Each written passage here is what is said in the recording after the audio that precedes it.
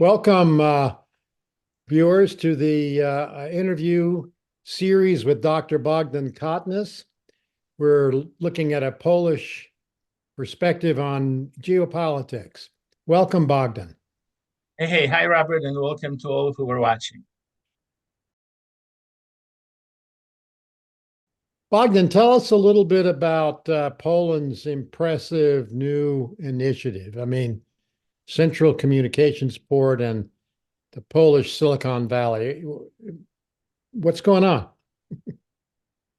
Poland is engaging in diplomatic and economic initiatives aimed at strengthening alliances with neighboring countries and bolstering its defense posture in response to escalating tensions with Russia. And two specific examples of such engagement, looking far into the future, but very important for Poland and I think the European Union and the world, are the Central Communication Port and Polish Silicon Valley. So what is the Central Communication Port? Start with that. Central Communication Port. Poland has dedicated 557 billion Wow. in a stretch of farmland, about 25 miles southwest from Warsaw, and called it the Central Communication Port, CCP. The plan is to open it in 2028 and bring it to full capacity in 2060. And when completed, the CCP will be the biggest and most modern European transportation hub. And Europe needs it because it has expanded so much. And Poland is still kind of stuck transportation-wise in the era before the liberation, where Germans and Russians treated it as a battleground.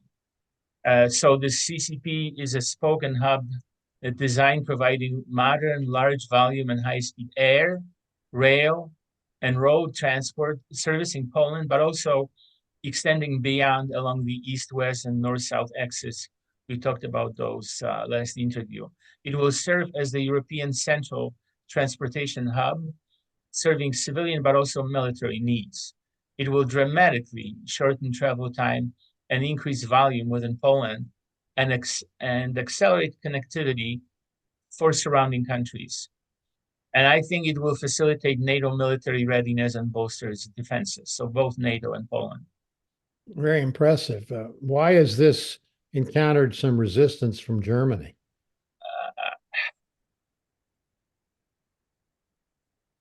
It's critical to connect the parts of Poland degraded by Germany and Russia, treating Poland for centuries as the battleground between the two powers.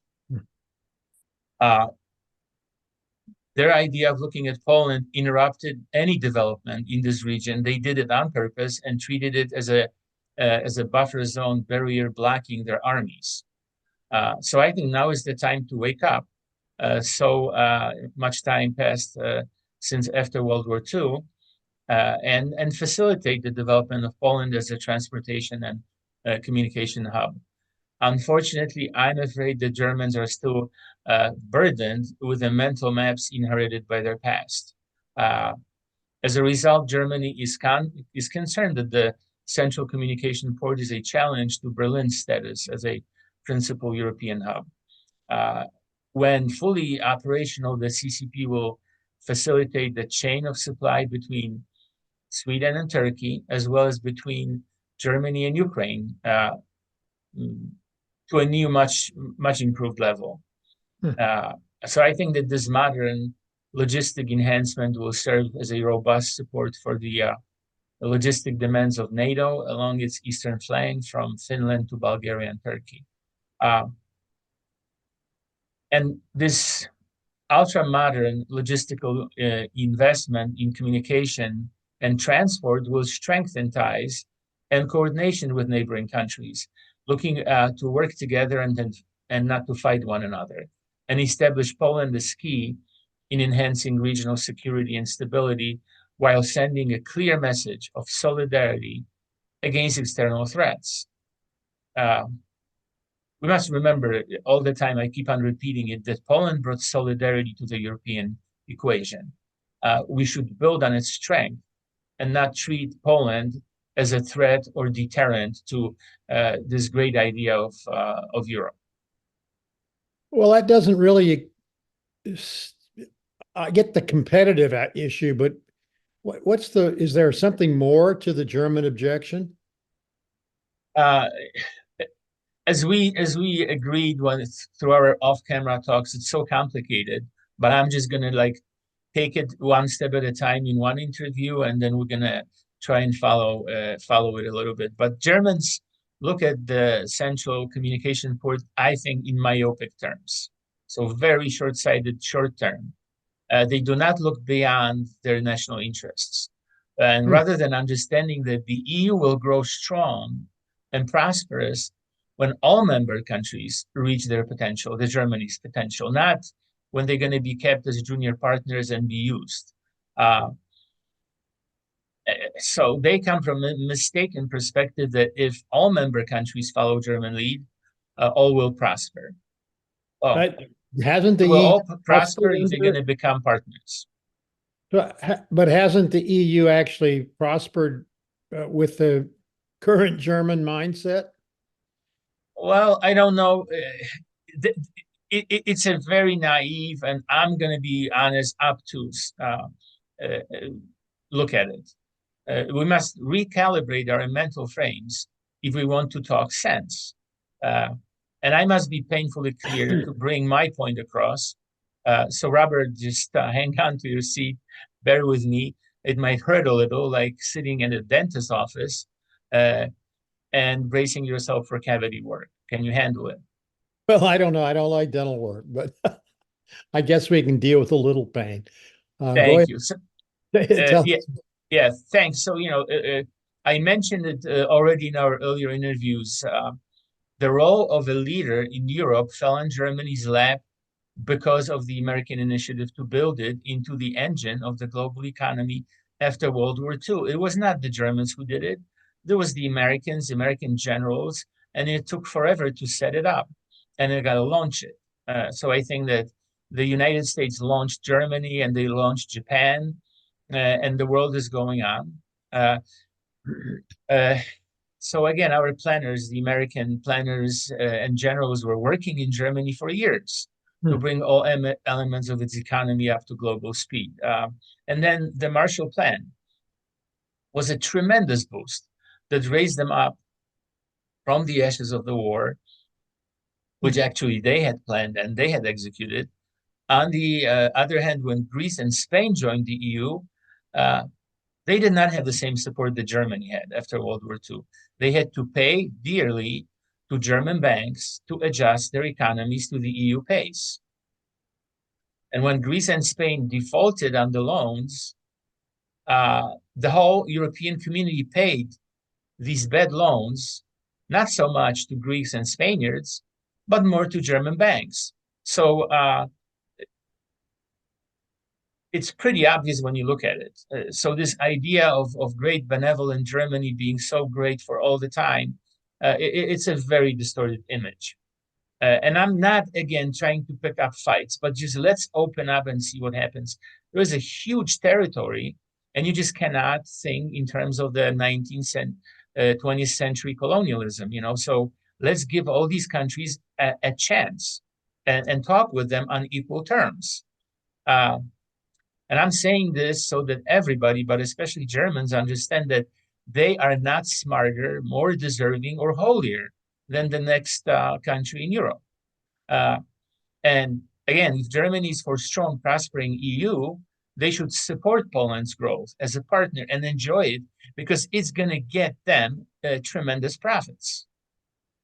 Yeah, that's a pretty painful dentist visit. It's a re-evaluation of everything that we really have experienced since the Second World War. But what you're saying makes sense. But are you also implying that other European countries are unable to do what is in their best interest if Germany has its way? If everybody's going to start, looking their own way, then this union is a union of bickering, not trustworthy elements. So, going this way, we would have to like forget about the EU making progress and developing. And let me give you one small example of how critical it is to work together and plan a coordinated long-term strategy. It was in Greece 2 years ago. I was in Greece and I saw the Chinese impact on the port of Piraeus. Greeks looking for money agreed to lease this critical port to the Chinese. And then I listened just recently, Wojciech Kost from Warsaw reported in Politico about problems in Poland with the lease of a port in Gdynia harbor to the Chinese-owned Hutchinson Port Holdings. The deal was made in 2007. Poland was scrambling for money and allowed the Hutchinson Port Holdings, HTH, to control part of the waterfront of the port, about 1/3 of a mile long. You mean Greece was struggling for money, right? Not Poland? Poland. I mean, Greece was, but also Poland was looking for money. So again, Greeks, just told the Chinese, okay, go ahead, run Piraeus. And Poles told this Hutchinson Port Holdings, okay, we're gonna get you a little bit of the waterfront and a port. So today, there was 2007, Poles did it. Today, 2024, this company, HPH, refused to allow the American arms shipment because docking our American Navy ship would encroach 164 feet into the area of the port controlled by the Chinese. So you see how they work, okay? So they're sitting out there in Beijing and I don't know, enjoying the weather, but their reach is all the way to the European Union. So all the players know about it. And now it turns out that China Ocean Shipping Company, COSCO, headquartered in Shanghai, has controlling influence in 10 European ports. Amazing. So you have a union and everybody is doing like, let us get a little bit of Chinese money, not thinking in terms of the security. So it's almost like with Russia and Ukraine. Well, maybe Russians are doing something, but I'm here on the beach in Spain or Portugal, so what do I care? So despite all these revelations, last year, Germany allowed COSCO to buy 25%, 24.9% of the Hamburg port terminal. After all these experiences, after they criticized Greece. That's really a shocker. And it looks like the Chinese could effectively block some of the shipments we might need if there's trouble in Taiwan. From that equal partner perspective, where should we look for improvements? Remember we talked about the French and and their helicopter carriers. It was so close that the French would sell them, ultra modern ships loaded with technology. Of course, they would steal all the technology. Okay, so the same is here. We need to sit down and be really honest and prioritize what we want, because we can grab a little pie, but then the whole thing we have, peace, global security chain of supply, and the European Union is going to be threatened if we're going to have players like Russia and China play us like children. So I will mention only three, so we do not get lost here in the maze of initiatives that Poland has. I hope that if we accept the improvements in these three sectors, it will be easy to follow the path and identify dozens more ideas. That sounds good. All right, so now look, let's talk about sugar, energy, and munitions. Okay? Yeah. So sugar is a commodity of global strategic importance, and there are two key sources of sugar production are sugar cane and sugar beets. Poland used to be among the leaders of sugar beet production, but lost this position after joining the EU. Why? Did EU help them, and despite all the help, it happened? So according to this young Polish analyst, Patrick Paciorek. In 1976, Poland had 78 sugar production facilities. Currently, only 18 are left in Polish hands. Wow. How did that happen? So in 2006, the EU introduced a law limiting sugar production, arguing that too much sugar would lower the prices. So they did it in 2006. In 2013, it changed this law and raised the limits on sugar production the way they used to be before. So between 2006 and 2013, German business gained control over Polish sugar production. So tell me that they don't manipulate the EU and Brussels. So is that because Germany had more money than the Polish did to buy Well, back they had control. They had control of the regulations. They figured it out, and actually, they also in those regulations, because of the transitions, so they bought Polish sugar beets production. They closed some of them. They were reimbursed, okay, and then they reopened it. But right now, they control the German business controls Polish sugar beet. Wow. Is that the way the U.S. approached German business after World War II? It's a very good question because it is not the way the United States approached German businesses after World War II. Remember the Volkswagen, the car for everyone? The Volkswagen Auto did not become a subsidiary of Ford or General Motors. It has grown into a respectable German corporation despite its murky past, and I don't want to get into it because it's really ugly. So remembering this, Germans should help Poland grow its sugar production, for much like Americans helped their business grow in the 40s and the 50s, but they don't. Yeah. But what about energy concerns? Again, Poland's economy during its colonial times, 1945, 1989, and I'm going to use this colonial because Poland was a typical colonial state then. So in that colonial past, Poland's economy was built on coal. And in the process of transition, Poland's coal mines stopped production, and Poland was buying worse quality coal from Russia just to be able to get enough energy. Again, according to the EU regulations that are supposed to help all the member countries. So rather than help Poland, the EU under German leadership penalized Poland for the coal production. In effect, Polish energy costs have risen dramatically through the roof, which helps Germany be competitive with the Polish economy.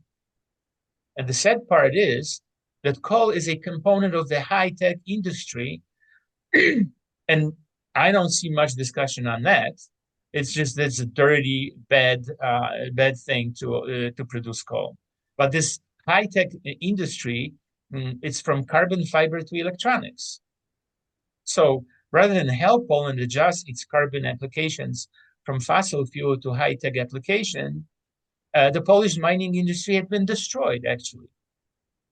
Well, this is a mouthful, and we need to come back to this topic about the EU and it's being manipulated. But we don't have time today. And you had mentioned munitions was another area you wanted to talk about.